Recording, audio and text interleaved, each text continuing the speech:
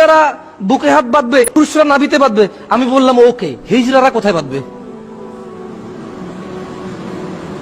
উনি বলেছে মানে মানে 3 ব্যক্তির উপরে ধর্মের বিধান উঠে যায়, পাগল সুস্থ হওয়া পর্যন্ত, শিশু বড় হওয়া পর্যন্ত, বেহুশ বা ঘুমন্ত ব্যক্তি জাগ্রত হওয়া পর্যন্ত। বাট হিজড়া না পাগল, হিজড়া না ছোটই থাকে, ওরা বড় হয়। হিজড়া সবসময় ঘুমানো, ওরা জেগেও থাকে। কথা বুঝাতে পারিনি। হুজুর বলল,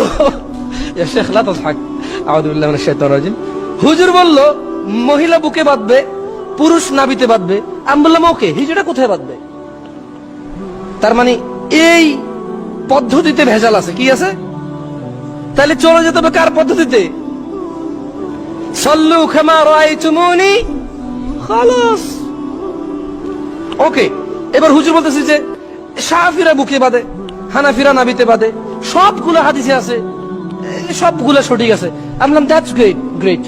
আল্লাহ নবী নিশ্চয় বলেনি এই তোমরা যারা আমি যাওয়ার পরে শাফি হবা, বুকে বাঁধবা, হানাফি হবা, নাভিতে বাঁধবা, এরকম কোন নির্দেশনা আছে? বলে যে না। আমরা তার মানে আপনার বক্তব্য অনুযায়ী বুকে বাঁধার হাদিসও আছে, নাভিতে বাঁধার হাদিসও আছে, সবগুলো সঠিক।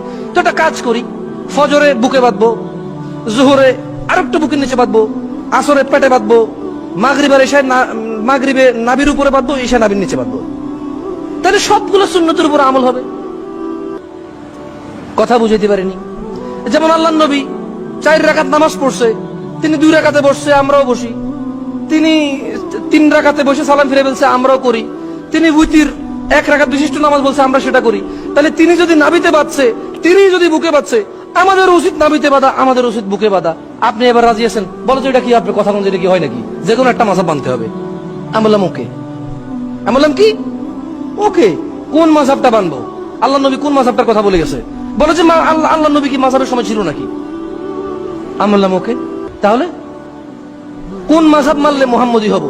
বলে যে 4 মাযহাবই সমান, সব ইমাম সমান, সব ইমাম সঠিক। আমি বললাম ইমাম তো সঠিক, কিন্তু ওনার নামে কথাটার কি হলো? ইমাম তো সঠিক, এতে কোনো সন্দেহ আছে কারো? কিন্তু ওনার নামে কথাটার কি হলো? ভুল হইতে পারে তো। ওই দোকানে গিয়ে ছেলেটা বলে আঙ্কেল আঙ্কেল, আব্বু বলছে ক্যাডবেরি দিতে, আব্বু যাওয়ার সময় টাকা দিয়ে দেবে। আব্বু মাস শেষে হিসাব করে দেখলো যে আমার এবারে 2700 টাকার বাজার হইলো। দোকানদার বলে যে ভাই 3500 টাকা। কি ভাই? ডাল, ডিম, চাল, নুন, তেল, ভাই 2700 টাকা। না না, আপনার ওই যে ছেলে মাসুদ ও বললো যে আপনি ক্যাডবেরির জন্য পাঠাইছিলেন, চানাচুরের জন্য পাঠাইছিলেন। ছেলে স্কুলে যাওয়ার সময় বাপের নাম করে করে খায় আর কি। বাপে কইছিল এগুলা? বলে তো বাপে জানবে যে আমি আমার ছেলেকে বলছি। তখন বাপে ছেলেকে লজ্জা দেওয়ার জন্য আর কি করবে? কিছু বলবে না, বাসা যায় পিটবে না, পিটাইবে না, বাইন্দা এমন মার মারবে। বোঝেন না? ওই বাপ, যে বাপের বাচ্চা মিথ্যা কথা বলে খাইতে হয়, তো ওই বাপ তো আর খুব সমর্থমান বাপ না। তাহলে সে বাইন্দাই পিটাইবে। কারণ 700 টাকা মানে কারেন্টের বিল 1 মাসের, অথবা গ্যাস বিল। বুঝাইতে পারি নাই মনে হয়। আচ্ছা, এবার আসেন, শেখ যে বললো আল্লাহ নবী সাল্লাল্লাহু আলাইহি সাল্লাম আসবে হাউজে কাউসারে আমাদেরকে পানি পান করাইতে।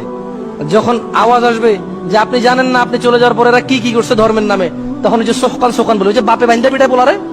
এখন সুন্নতের নামে যা যা করা যাচ্ছে আল্লাহ নবীর নামে, ইমাম আবু হানিফার নামে, শাফির নামে, মালিকের নামে। কিন্তু ওয়াল্লাহ যদি আল্লাহ ওদেরকে অ্যাটমি পাওয়ার দেয়, এমন পিটাইবে, আল্লাহ লাগবে না, ওই পিটাইবে। যেমন ঈসা আলাইহিস সালাম আয়েশা এদের সাথে কথাই বলবে না। তোমাদের সাথে কিসের কথা? তোমরা আমাকে আল্লাহর পুত্র বানাই ফেলছো, ইন্না লিল্লাহি ওয়া ইন্না ইলাইহি রাজিউন, আউযুবিল্লাহ। বুঝেন নাই কথা? আল্লাহর সামনে তারা লজ্জা পাবে সেদিন।